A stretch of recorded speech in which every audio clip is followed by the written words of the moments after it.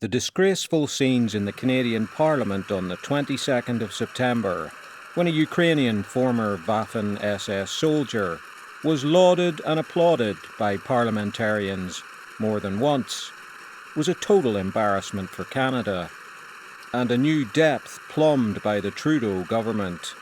A high school history student would have known that if this man was a veteran rather than a partisan and had fought the Russians in World War II, it could only have been for the Nazis, making government professions of ignorance of his past laughable. Even more amazing was the gall of the man and his family to take bows, in full knowledge of his shameful past. Flowing on from the incident was the question, how on earth did a man like this get into Canada? The answer lay in an equally shameful past that allowed many undesirables and actual war criminals to enjoy new lives in Western democracies instead of a long stretch in jail or the end of a rope. Operation Paperclip was a secret US intelligence program which facilitated the bringing to the West of thousands of people who had functioned in the Nazi regime, principally scientists involved in rocket and other programs. Other Allied versions of the program existed too. Operation Surgeon was run by the British with the same aims.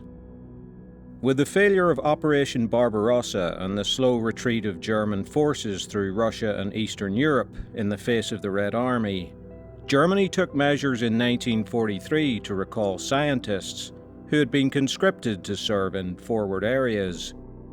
The realization that a defense of the Reich was required, combined with a vast depletion of military and technological resources, saw up to 4,000 men who could offer any expertise in rocket or missile technology brought back to a concentrated research site at Peenemünde on the northeast coast of Germany.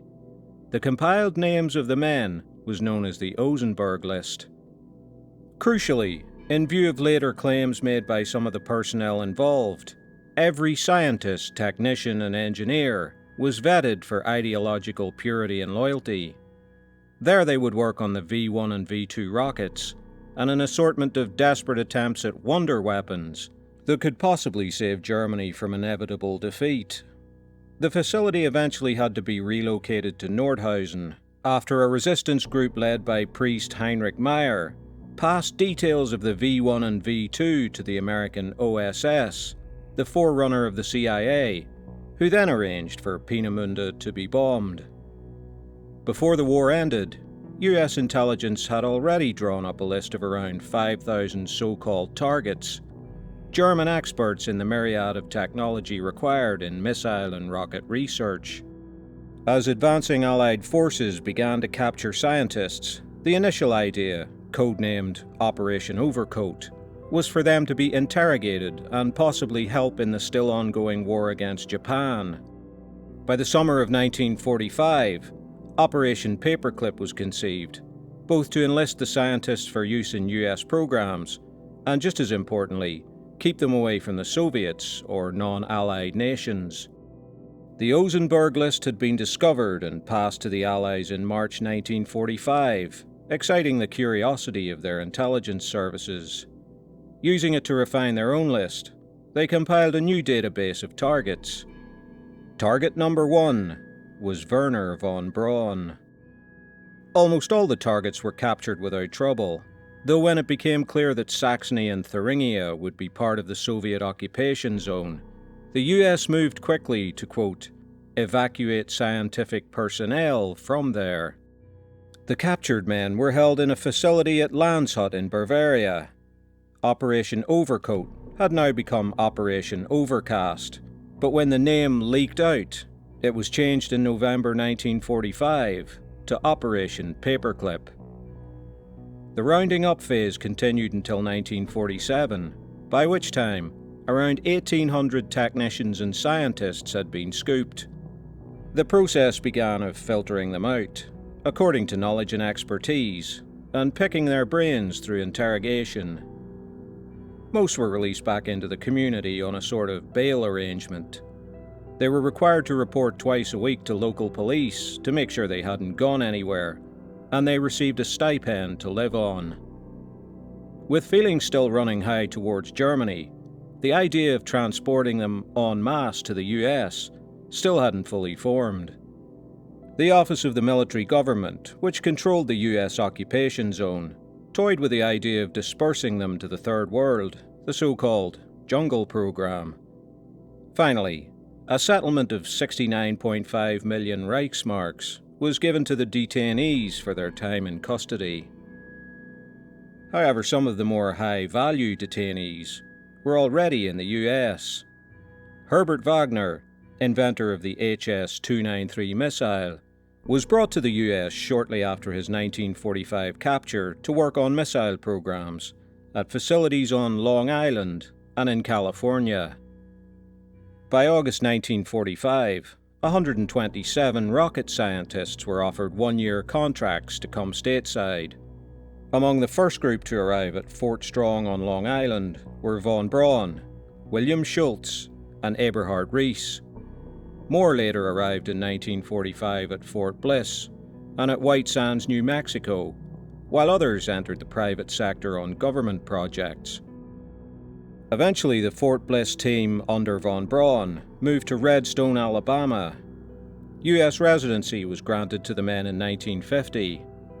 Of course, von Braun and Rees would later find fame in the space program. President Truman, who ultimately approved the main elements of Operation Paperclip, was quoted as saying it had to be done. The alternative was to allow them to fall into Soviet hands. This was not necessarily true. The scientists could quite easily have kick-started Germany's recovery after the war. Paperclip was also dogged by persistent rumours about some of the scientists being involved in war crimes. Von Braun not only joined the Nazi Party in 1937, but was an SS officer.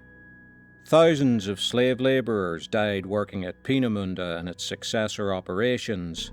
At best, von Braun was not troubled by it. Others brought to the US were linked to human experimentation at concentration camps and other facilities. Notably Hubertus Strughold, known as the father of space medicine.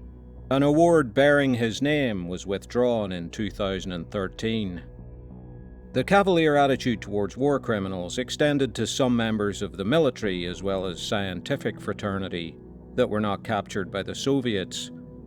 Which brings us to our friend in the Canadian Parliament. He was a member of 14 Waffen-SS Galicia Division. It should be stated that there is no direct evidence of his participation in any war crimes, but there is irrefutable evidence that 14 Waffen-SS participated in massacres of civilians in Poland and other parts of Eastern Europe. The military tribunal at Nuremberg declared in 1946 that all SS members were criminals. However, just weeks before the German surrender, the unit was renamed the 1st Division of the Ukrainian National Army.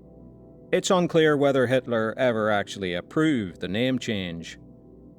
They'd been retreating with the rest of the German army and ended up fighting near Vienna before surrendering to the Allies. Stalin demanded that they be deported to the Soviet Union, but since they were nominally from Galicia, a former territory of Poland, the British refused to send them back, then changed their designation from prisoners of war to surrendered enemy, paving their way to emigration to the UK and Canada in 1947.